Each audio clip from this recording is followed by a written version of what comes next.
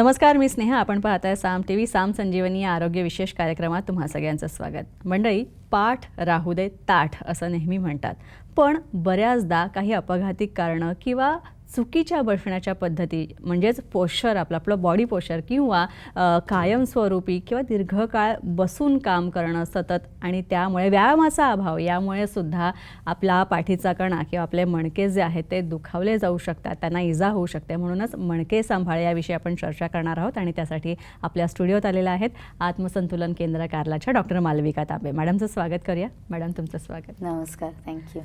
चला तर मग चर्चेला सुरुवात करूया आणि जाणून घेऊयात की मणके जर सांभाळायचे असतील तर त्यावर आयुर्वेद शास्त्रात काय सांगितलेलं आहे, आयुर्वेद शास्त्र काय सांगतं आणि कुठले उपचार, जर तुमच्या मणक्याला इजा झाली असेल, पाठीचा कणा दुखावला गेला असेल तर काय करता येईल, कुठल्या प्रकारचे आयुर्वेदिक उपचार घेता येतील, कुठल्या प्रकारची सिद्ध तेलं तुम्हाला वापरता येतील ते आपण जाणून घेणार आहोत. चला तर मग चर्चेला सुरुवात करूया. मॅडम, सगळ्यात आधी आपल्या कण्याची किंवा मणक्यांची रचना याविषयी काय सांगता येईल? बघा, आपल्याला सगळ्यात महत्त्वाचं समजून घ्यायला पाहिजे की पाठीचा कणा ताठ असावा पण लवचिक पण असावा. म्हणजे एक गोष्ट नेहमी लक्षात ठेवा की आपल्या पाठीचा कणाची जर का लवचिकता गेली आणि नुसता ताठ राहिला तर तो काही फार काळ व्यवस्थित राहू पण शकणार नाही. जेवढी गोष्ट ताठ असते तेवढी ती मोडते पण पटकन. त्यामुळे आपल्याला कणा ताठ ठेवायचा आहे पण बरोबरीने लवचिकतासुद्धा ठेवायची. म्हणून निसर्गाने त्याला तयार करताना काय रचना केली तर वेगवेगळे असे 33 आपण म्हणतो ना की वेगवेगळे कशेरूक, म्हणजे ज्याला आपण वर्टिब्रा म्हणतो, ते एकात एक अडकवून ठेवले. म्हणजे आपल्या सायकलला चेन कशी असते की नाही की ती गोल फिरावी लागते ना सगळीकडे, न घर्षण फारसं होतं. तर कसं एकात एक त्याची अशी केलेली रचना असते, तशा प्रकारे हे आपले कशेरूक एकात एक टाकलेले असतात आणि त्याच्या मध्ये सुद्धा गादी दिलेली असते. म्हणजे हे जे हाडांचे बनलेले कशेरूक आहे ते एकावर एक आपटून फार फ्रिक्शन होऊ नये त्याच्याकरता म्हणून त्याच्यामध्ये गादीसुद्धा दिलेली असते. आणि त्याच्यातनं निघत असतात असंख्य नसा की ज्या आपल्या संपूर्ण शरीराला मदत करत असतात. कामाच्या दृष्टीने काय काय करायचं आहे ते सगळं, तर हे सगळं जे आपण म्हणू की एकीकडनं दुसरीकडे सगळं यातायातसुद्धा जो आपल्या संवहनाचा होत असतो, आपल्या सगळ्या स्टिम्युलसेसचा होत असतो, तो सुद्धा आपल्या पाठीच्या कण्यावरतीच निर्भर असतो. त्यामुळे आयुर्वेदामध्ये आपण जेव्हा पाठीच्या कण्याचा विचार करत असतो ना, तेव्हा आपल्याला फक्त अस्थिधातूचा विचार करा असं नाही सांगितलं जात. म्हणजे फक्त बोन्स ह्या स्ट्रक्चरचा विचार नाही केला जात, तर त्याच्यामध्ये मज्जा धातूचा सुद्धा विचार केला जातो. आणि त्यामुळे पाठीच्या कण्याची ताकद टिकवून ठेवायची असेल, पाठीच्या कण्याचं काम व्यवस्थित करून घ्यायचं असेल तर त्या सगळ्याकरता अस्थि आणि मज्जा धातू या दोघांचाही विचार आपल्याला एनाटॉमिकली आणि फिजिओलॉजिकली पण म्हणजे काम कसं करता येईल त्या सगळ्या दृष्टीने आपल्याला करायला आयुर्वेदामध्ये सांगितलेलं आहे. त्यामुळे आपण जेव्हा कणा ताठ ठेवायला म्हणतो आहोत तर त्या ताठरपणामध्ये त्या सगळ्यातनं संवहन खालतून वरपर्यंत व्यवस्थित होऊ शकेल हे आपल्याला नेहमी लक्षात ठेवायला पाहिजे. आणि तो कणा जाऊन थांबतोय कुठे वरती तर त्याच्यावरती स्कल येतं आपलं, म्हणजे आपलं हे जे हाडांचं स्ट्रक्चर तयार केलेलं आहे की ज्याच्यामध्ये ब्रेनसारखं महत्त्वाचं ऑर्गन आपण ठेवलेलं असतं, त्याचं संपूर्ण वजनसुद्धा त्या आपल्या कशेरुकोवरतीच येत असतं, आपल्या वर्टिब्रावरती. तर आपली मानसुद्धा इकडून तिकडे आपल्याला हलवायची असली तर ते एक छोट्याशा जे पॉइंटेड बोन असतो त्याच्यावरती ती ठेवलेली असते. त्यामुळे तिचंसुद्धा हलणं जे आहे ते सुद्धा आपल्या पाठीच्या कणाच्या ताकदीवरतीच निर्भर असतं. बाकी तर सगळं आपली कामं आहेत ती पाठीच्या कणाच्या ताकदीवरती आहेच निर्भर. त्यामुळे याची काळजी जी आहे ती खूप व्यवस्थितपणे आपल्याला घ्यावी लागते. त्यामुळे आपण आजच्या कार्यक्रमामध्ये हळूहळू जाणून घेऊया की आपल्याला दैनंदिन जीवनामध्ये काय काय गोष्टी करता येऊ शकतात की जेणेकरून हा पाठीचा कणा ताठ पण राहील आणि तेवढाच लवचिकसुद्धा राहू शकेल. डॉक्टर, एक गोष्ट अशी की जर तुम्हाला पाठीचा कणा आणि त्या कण्यातले सगळे मणके चांगले हवे असतील तर त्यात तुमची बसण्या उठण्याची पद्धत जी असते ती किती महत्त्वाची ठरते? बघा, ती तर पद्धत फारच महत्त्वाची असते. जसं आपण जन्म घेतो तेव्हा आपल्याला पाठीच्या कण्यामध्ये फारशी ताकद नसते, म्हणून आपण साधारणपणे आपण बघतो की बाळ आहे ते पाठीवरतीच पडून राहतं. हळूहळू त्याच्या पाठीच्या कण्याची ताकद जशी अशी वाढायला लागते तसं तसं त्याला निसर्गाने पहिले पालतं पडायला शिकवलं, मग रांगायला शिकवलं, मग उभं राहायला शिकवलं, मग चालायला शिकवलं आहे. तर सगळ्यात पहिली चूक जे आपण करतो ती म्हणजे लहान मुलांना या स्टेप वाईज न जाऊ देता आपण त्यांना मध्येच उचलण्यामध्ये फार मदत करतो. किंवा माझं बाळ आहे ना, त्याला सगळं दिसत राहिलं तरच तो खुश असतो, त्याला जर का काही दिसलं नाही तर मग तो खूप चिडचिड करतो. म्हणून बाळाला खालती गादीवरती किंवा सतरंजी वगैरेवरती न ठेवता उगाच मुलांना असं सपोर्ट देऊन कंटिन्युअस उभं करून ठेवतात. त्यांच्या पाठीच्या कण्यामध्ये ती ताकद नसते तर त्याचा त्रास होतो. दुसरं महत्त्वाचं म्हणजे त्यांना चालता येत नसेल तर उगाच बाजारातनं वॉकर आणून त्याच्यामध्ये बाळांना ठेवून देतात आणि म्हणतात की त्यांना घरभरात फिरले. अहो, एंटरटेनमेंट करता आपण हे जन्म घेतलेला आहे का? असं नाही आहे. त्यामुळे एंटरटेन सतत बाळाला करत राहण्याची गरज आहे. थोडं त्याला खालती बसून राहू दे, त्याच्या हिशोबाने उठू दे, फिरू दे. त्यामुळे पॉश्चरल चुका ज्या आहेत ना त्या आपण खरं लहान वयापासूनच सुरू करायला लागतो. तर तसं कृपा करून करू नका. त्याचबरोबरीने एक अजून गोष्ट लक्षात ठेवायला पाहिजे, ती म्हणजे आपण जेव्हा बसतो तेव्हा आपल्या पाठीचा कणा जो आहे तो अगदी ताठ असला पाहिजे. बरीचशी लोकं असं आपण म्हणतो ना पोक काढून बसतात किंवा तेच असं खुर्चीवरती हात ठेवतील वगैरे. तर अशा प्रकारचे मुवमेंट ज्या आहेत त्या बिलकुल चुकीच्या असतात. त्यामुळे आपल्याला जोपर्यंत जमेल तोपर्यंत आपण पाठ जी आहे ती ताठ ठेवूनच बसायला पाहिजे. कधीतरी गरज पडली तर तुम्ही सपोर्ट घेऊ शकता, उशीचा किंवा चांगली सपोर्ट असलेली खुर्ची तुम्ही वापरू शकता. तर पॉश्चर व्यवस्थित ठेवणं हे अत्यंत गरजेचं आहे. नाही तर आजकालच्या लोकांमध्ये मॅक्झिमम वेळा आपण पाहिलं तर MRIचे जेव्हा रिपोर्ट येतात तेव्हा स्लिप डिस्कचा त्रास, अगदी वय कमी असलं तरीही तो स्लिप डिस्कचा त्रास आपल्याला दिसतो. तर तसं चुकीचं आहे ना. त्यामुळे आपण व्यायामाचा अभावसुद्धा आपल्या रोजच्या दैनंदिन जीवनात ठेवला नाही पाहिजे. रोज तुम्ही जर का नियमाने चालायला जात असला तर त्याचा आपल्या पाठीच्या कण्याला खूप चांगला फायदा होतो. वेगवेगळ्या प्रकारची व्यायाम पद्धत आहे की जी आपण करू शकतो. श्री गुरु डॉक्टर बालाजी तांबे यांनी संतुलन क्रिया योग हे खूप उत्तम प्रकारचे व्यायाम प्रकार काढलेले आहेत की ज्याच्यामध्ये आपण विचार केला तर स्थैर्यासारखा एक व्यायाम आहे, समर्पणसारखा एक व्यायाम आहे की जो आपण जर का नियमितपणे केला तर आपल्या पाठीच्या कण्याची ताकद आणि लवचिकता व्यवस्थित राहायला त्याच्यातनं मदत मिळू शकते. त्याचबरोबरीने आपल्या वागणुकीचा सुद्धा त्याच्यामध्ये फरक पडतो. बघा, आपल्याकडे सांगितलेलं आहे की आपल्याला मोठ्यांना नमस्कार करायला पाहिजे. आता मोठ्यांना नमस्कार करण्याची पद्धतच आजकाल राहिलेली नाही. नमस्कार कशासाठी करायचा असतो तर त्या पाठ्याच्या कणाची जी लवचिकता आहे ती व्यवस्थित राहायला त्याच्यामध्ये मदत मिळते. आता नमस्कार करण्याचे पण आपल्याकडे 3 पद्धत सांगितल्या. एक तर आपण पाठी वाकून जे आहे कमरेतनं तो आपण नमस्कार करतो.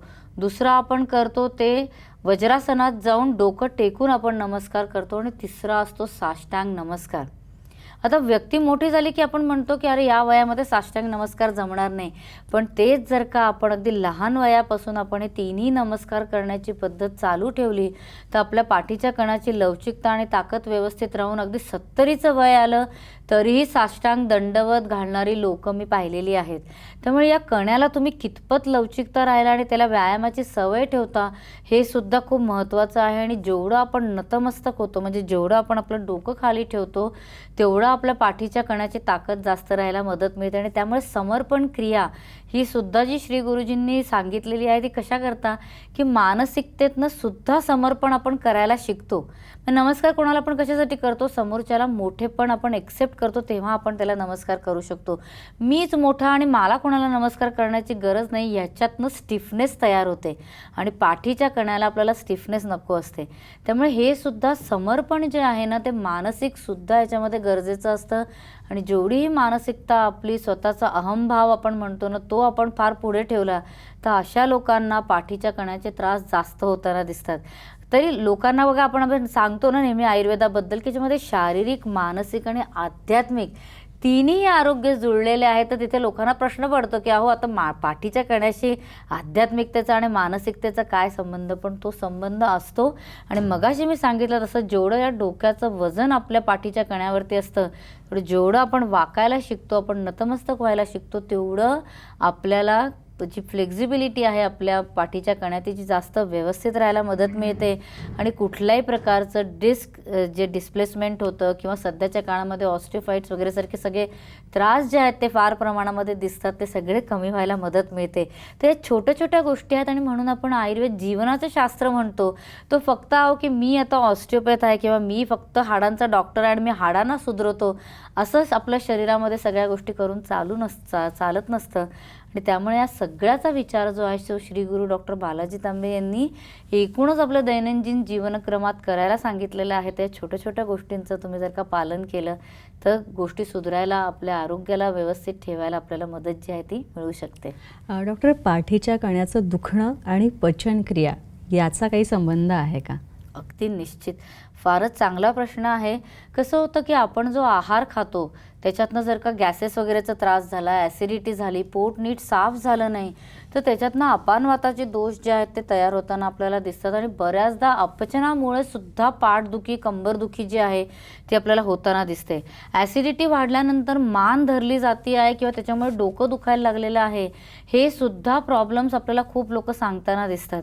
त्यामुळे पचनाचा विचार जो आहे तो करणं अत्यंत आवश्यक आहे. कोणालाही मानदुखी किंवा कंबरदुखी एस्पेशली काहीतरी चुकीचं खाल्ल्यानंतर होत असेल तर त्यांनी निश्चितच रेग्युलरली संतुलन अन्नयोग सारख्या गोळ्या ज्या आहे किंवा पोट साफ होण्याच्या दृष्टीने आपण विचार केला तर संतुलन सॅनकुल चूर्णासारखं एखादं चूर्ण, संतुलन अविपत्तिकर चूर्णासारखं एखादं चूर्ण नियमितपणे घेतलेलं जास्त चांगलं.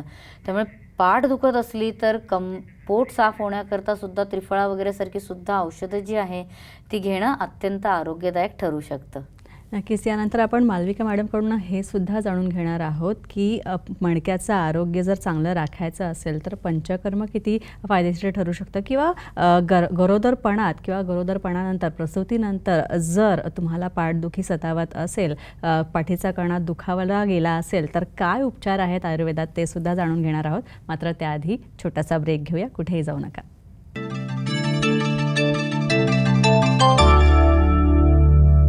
ब्रेकनंतर आपलं स्वागत. मणका सांभाळा किंवा मणक्याचं आरोग्य सांभाळा आणि त्यासाठी आयुर्वेदात काय उपाय आहे ते आपण जाणून घेता. डॉक्टर मालविका तांबे आपल्यासोबत आहेत. मालविका मॅडम, बऱ्याचदा मोठी सर्व्हिकल इंजुरी असेल किंवा आणखी ते जे दुखणं आहे पाठीचं ते सिव्हिअर लेवलला गेलं असेल तर बऱ्याचदा सर्जरी करा असं सांगितलं जातं. यावर काय सांगाल? कसं असतं की एक आपल्याला गोष्ट नेहमी लक्षात ठेवायला पाहिजे की पाठीचा मणका हा फक्त हाडं नाही आहेत, तिथे खूप सगळ्या नसांचं येणं जाणं चालू असतं आणि त्याच्यामुळे आपल्याला सर्जरी जी आहे ती जेवढी आपण लांब ठेवू शकू तेवढं जास्त बरं. बघा, कुठलाही शेवटला पर्याय आपल्याला घ्यावाच लागला सर्जरी म्हणून तर चालू शकतं, पण त्याच्यातनं सुद्धा त्रास आहेत ते बऱ्याचदा तसेच राहून जातात किंवा काहीतरी दुसराच त्रास त्याच्यातनं उद्भवताना सुद्धा दिसण्याची अनेक उदाहरणं आहेत. म्हणून मी असं म्हणेन की काहीतरी अगदी इंजुरी झाली ॲक्सिडेंटल वगैरे तर तेव्हा रिपेअर वर्क म्हणून आपल्याला जे काही करावं लागतं आहे ते ठीक आहे, पण जर का काहीतरी गादी थोडीशी सरकली आहे म्हणून आपली नस दाबली जाते आहे वगैरे अशा प्रकारचे काही त्रास असले तर त्याच्याकरता आयुर्वेदामध्ये खूप वेगवेगळ्या प्रकारचे आपल्याला थेरपीज सांगितलेले आहेत. जसं भातामध्ये शिजवून वेगवेगळ्या प्रकारचे वातशामक वगैरे जे औषधं असतात, आपल्या सगळ्या वनस्पती वगैरे असतात, त्या जर का तुम्ही तयार करून तुमच्या एखाद्या आयुर्वेदिक तज्ज्ञांकडून व्यवस्थित त्याचं आयुर्वेदिक पंचकर्माद्वारे तुम्ही त्याच्यामध्ये थेरपीज करून घेतला तर त्याचा उलट आपल्याला जास्त फायदा होताना दिसतो. आपल्याकडे कारलेल्या अशा बऱ्याच केसेस आहेत की ज्याच्यामध्ये अगदी व्हीलचेअरवरती असलेला पेशंट होता, सगळ्या प्रकारची ट्रीटमेंट घेऊन झालेली, पण नंतर आपल्याकडे येऊन जेव्हा शास्त्रोक्त पंचकर्म केलं, पाठीच्या कण्याला, नसांना, सगळ्यांना ताकद मिळण्याच्या दृष्टीने जेव्हा थेरपीज केल्या गेल्या त्याच्यावरती, तर व्हीलचेअरवरनं उठून चाललेले असे अनेक उदाहरणं आपल्याकडे कारल्यामध्ये आहेत. त्यामुळे एकदा तरी माझं असं म्हणणं राहील की आयुर्वेदिक तज्ज्ञांचा सल्ला घेऊन कशा प्रकारचे ट्रीटमेंट आपल्याला करण्याची गरज पडू शकते हे नक्कीच जाणून घ्यावं आणि त्याच्यानंतरच सर्जरी वगैरेचा विचार करणं ते जास्त इष्ट राहतं. काही केसेसमध्ये सर्जरीला पर्याय नसतो हेही तेवढंच खरं आहे, पण पर्याय असला साधा कुठला तर तो करणं कधीही आरोग्याच्या दृष्टीने जास्त हितकर जे आहे ते ठरू शकतं. मॅडम, बऱ्याचदा ज्यांची प्रसूती होते त्या महिलांची अशी तक्रार असते की प्रसूतीच्या दरम्यान किंवा गरोदरपणात सुद्धा खूप पाठदुखी सतावते, डिलिव्हरीनंतर सुद्धा पाठदुखी सतावते, तर यावर काय उपचार आहेत? बघा, कसं आहे, गरोदर असताना तर ही परिस्थितीच खूप वेगळी असते. आतमध्ये बाळाची वाढ होत असते, त्याचं खूप जास्त प्रेशर आपल्या मणक्यांवरती येत असतं आणि त्याच्यामुळे पाठदुखी होणं हे खूप कॉमन त्रास जो आहे तो दिसत असतो. पण गरोदर स्त्रियांकरता सुद्धा किंवा ज्यांच्या फॅमिलीमध्ये अशा प्रकारच्या पाठदुखीचा त्रास आहे किंवा ज्यांचा व्यवसाय असा आहे की पाठीच्या कण्यावरती जास्त प्रमाणात प्रेशर येतं आहे, अशा लोकांनी प्रिकॉशन म्हणून सुद्धा एक सगळ्यात महत्त्वाची गोष्ट जी करायला पाहिजे ते म्हणजे संतुलन कुंडलिनी तेलासारखं एखादं जे तेल आहे ते पाठीच्या कणावरती रोज खालतून वरती हलक्या हाताने लावणं. अगदी आपलं जे खालचं माकड हाड असतं त्याच्यापासून ते थेट वरचा मणका जिथे आपलं डोकं ठेवलेलं असतं तिथोर हे तेल आहे हलक्या हाताने लावायचं. लावताना बोटांचा वापर नाही करायचा, आपला जे तळ हात असतं त्याचा वापर केलेला जास्त बरा राहतो. हलक्या हाताने हे तेल जिरवायचं आणि मग संपूर्ण पाठीवरती सुद्धा हे तेल तुम्ही हलक्या हाताने जिरवून टाकायचं. बोटांचा वगैरे वापर करायला का नाही सांगते, कारण की तुम्हाला एनाटॉमी समजत नसली तर चुकीच्या जागी प्रेशर देणं किंवा जास्त कमी प्रमाणात प्रेशर देणं याच्याने दुसरा कुठला तरी त्रास होण्याची संभावना असू शकते. त्यामुळे पाठीच्या कणाला खूप जपायला पाहिजे. रात्री झोपत असताना हे तेल लावलेलं जास्त उत्तम असतं, कारण की तेव्हा तुम्ही जर का कपडे जरी घालून घेतले तरी हे तेल जे आहे ते व्यवस्थित रात्रभर जिरायला आपल्याला मदत मिळू शकते. सकाळच्या वेळी अंघोळीच्या आधी वगैरे हे तेल लावलं गेलं तर मग त्याच्यातनं लगेच अंघोळ झाल्यानंतर या तेलाचं निघून गेलं तर मग त्याचा फायदा जो आहे तो आपल्याला जास्त प्रमाणात मिळत नाही. घरात कोणाला तरी रिक्वेस्ट करा की हे हलक्या हाताने तेल मला पाठीला प्लीज लावून देतं, त्याचा मला फायदा होऊ शकेल. तुम्हाला स्वतःला व्यवस्थितपणे तेल लावणं जरासं अवघड पडू शकतं. काही लोक ज्यांना मानेचाच फक्त त्रास असतो ते लोक विचार करतात की फक्त मानेलाच मी हे तेल लावून घेतलं तर चालू शकेल, पण तसं न करता संपूर्ण पाठीच्या कण्याला जर का हे तेल लावलं गेलं तर त्याचा आपल्याला जास्त फायदा होताना दिसतो. त्यामुळे नसांना पोषक असणारं, आपल्या मसल्सला पोषक असणारं, आपल्या हाडांना पोषक असणाऱ्या वेगवेगळ्या वनस्पती ज्या आहेत त्या या कुंडलिनी तेलामध्ये टाकलेल्या आणि त्याचे अप्रतिम आपल्याला परिणाम लोकांमध्ये होताना दिसतात. त्याचबरोबरीने संतुलन प्रशांत चूर्णासारखं एखादं जे चूर्ण आहे ते जर का किंवा अश्वगंधा चूर्ण वगैरे सारखे जे आपल्याला मदत करणारे आणि वातशामक चूर्ण आहेत ते जर का आपण दुधामध्ये घालून थोड्याशा साखरेबरोबर किंवा खडीसाखरेबरोबर घेतलेत तर त्याच्याही पाठीच्या कणाच्या एकूण आरोग्याला आपल्याला मदत मिळू शकते. वातबलसारख्या ज्या गोळ्या आहेत त्या वातशामक असल्यामुळे तिथे असलेले जे वाताचे दोष आहेत चुकीच्या मूवमेंट्स वगैरेमुळे तयार झालेले तेही त्याच्यातनं कमी व्हायला आपल्याला मदत जी आहे ती मिळू शकते. त्यामुळे आयुर्वेदिकदृष्ट्या आपण विचार केला तर हेच नव्हे तर नाना तऱ्हेच्या गोष्टी आहेत की ज्या आपल्याला गरोदर स्त्रीच्या याच्यात सुद्धा आणि एकूण सगळं पाठीच्या कणाच्या आरोग्याच्या दृष्टीने सुद्धा आपल्याला उपाययोजना जी आहे ती करता येऊ शकते. डॉक्टर, पंचकर्माचा जर विचार केला तर ही पंचकर्म चिकित्सा पाठदुखी आणि मणक्याचं आरोग्य हे राखण्यासाठी किती फायदेशीर ठरू शकते? बघा, पंचकर्माचा तर खूप फायदा होतो आणि त्यातून जर का शास्त्रोक्त पंचकर्म केलं गेलं तर ते तर अत्यंत फायदेशीर ठरतं. कारण की शरीराची शुद्धी एकदा जर का नीट झालेली असली तर आपल्या शरीरातल्या सगळ्या धातू आहेत त्या व्यवस्थितरित्या तयार व्हायला मदत मिळत असते. आता कुठल्या अस्थिधातूला आपल्याला सुधरवायचं असलं, आपल्याला नसांना मज्जाधातूला सुधरवायचं असलं, आपल्याला सगळे जे आतले मसल्स लिगामेंट्स वगैरे जे आहेत त्यांचं व्यवस्थित कार्य आपल्याला होऊ द्यायचं असतं तर त्या सगळ्याकरता शरीराची शुद्धी होऊन धातू पोषण नीट होणं अत्यंत गरजेचं असतं. त्यामुळे माझं तरी म्हणणं असं राहील सगळ्यांना की तुम्हाला कुठल्याही प्रकारचा मणक्याशी रिलेटेड त्रास असला तर तुम्ही नक्कीच पंचकर्म जे आहे शास्त्रोक्त ते करून घ्या आणि लोकली ज्या सगळ्या त्याच्याकरता थेरपीज असतात आयुर्वेदामध्ये सांगितलेल्या वेगवेगळ्या औषधींच्या आणि भाताच्या साहाय्याने आपण स्वेदनाची करतो तर ते सुद्धा शक्तिशाली स्वेद जे आहे ते प्रत्येकाने करून घ्यावं. कारण की तो त्रास जो आहे तो कमी व्हायला मदत मिळते. आपल्याला कुठल्याही प्रकारचे स्टिफनेसचे त्रास असले, स्लिप त्रास असले तर ते सगळे या प्रकारच्या थेरपीतनं कमी व्हायला आपल्याला मदत जी आहे ती मिळू शकते. पण नक्कीच याच्यामध्ये आपल्याला तज्ज्ञांचं मार्गदर्शन गरजेचं आहे, कारण की कुठल्या प्रकारच्या वनस्पती वापरल्या गेल्या पाहिजे, किती दिवस अशा प्रकारचं स्वेदन घेण्याची गरज आपल्याला पडू शकते आहे. तर या सगळ्याचा विचार जो आहे तो त्याच्यामध्ये आपल्याला करावा लागतो. त्यामुळे तज्ज्ञांचं मार्गदर्शन याच्याकरता अत्यंत महत्त्वाचं ठरतं. नक्कीच मॅडम, आणखी एक आता बऱ्याचदा असं म्हटलं जातं की हाडांचं आरोग्य चांगलं ठेवा, तर मग त्यासाठी आहार महत्त्वाचा. तर मग जर कण्याचं किंवा मणक्यांचं आरोग्य चांगलं सांभाळायचं असेल तर आहार कुठला पाहिजे? बघा, आपल्याला सगळ्यात महत्त्वाचं असतं की जे गरोदर स्त्रीच्या पण दृष्टीने आपण विचार केला आणि आपल्याही आरोग्याच्या दृष्टीने विचार केला तर डिंकाचे लाडू हे सर्वोत्तम असतात. म्हणजे डिंकाचे लाडू जर का आपण खाण्यामध्ये ठेवले तर आपल्या नसांना ताकद मिळते, आपल्या हाडांना ताकद मिळते आणि आपल्या सगळ्या सॉफ्ट टिश्यूजला सुद्धा ताकद मिळते.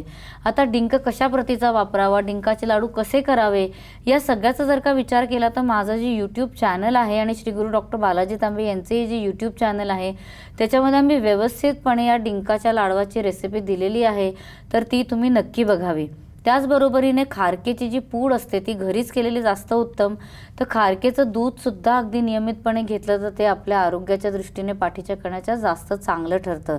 त्याचबरोबरीने बदाम आहे, अक्रोड आहे, घरी केलेलं साजूक तूप आहे, लोणी आहे, हे सुद्धा आपल्या पाठीच्या कण्याच्या ताकदीच्या दृष्टीने अत्यंत उत्तम असतं. आणि तुम्हाला जमत असेल तर सकाळी अनुष्यपोटी थोड्याशा दुधामध्ये 1 चमचा चांगल्या प्रतीचं खोबरेल तेल, म्हणजे जे आपण कच्च्या घाणीवरती वगैरे जाऊन घेत असलो तर त्याचा जास्त फायदा आपल्याला होतो आणि ते तेल थोड्याशा दुधामध्ये घालून तुम्ही जर का सकाळच्या प्रहरी घेतलं तर त्याचाही तुम्हाला जास्त फायदा होताना दिसतो.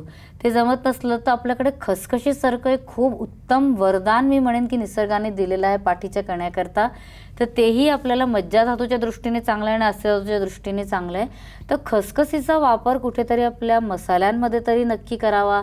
ते जमत नसलं तर एखाद्या वेळेस खसखशीची खीर तुम्ही करून खाल्ली तर तेही चालू शकेल, किंवा त्याचं वाटण वगैरे जे आपण करू शकतो ते सुद्धा केलं तर चालेल. नाही तर आपल्या संतुलनचं जे मॅरोसॅन म्हणून एक रसायन आहे त्याच्यामध्ये अगदी उत्तम प्रतीची खसखस आपण वापरतो आणि ती पचनाच्या दृष्टीने सुद्धा व्यवस्थित तिला ट्रीट केलं जातं त्या फॉर्म्युल्यामध्ये. तर तशा प्रकारची खसखस जर का मॅरोसॅनच्या माध्यमातून तुमच्या पोटामध्ये गेली, खरं तर मॅरोसॅनमध्ये खूप चांगल्या प्रतीचे सगळे ड्रायफ्रूट्स आहेतच आणि व्यवस्थितरित्या तयार केल्यामुळे त्यांचं ॲब्झॉर्प्शन आणि ॲसिम्युलेशन शरीरामध्ये जास्त चांगलं होतं.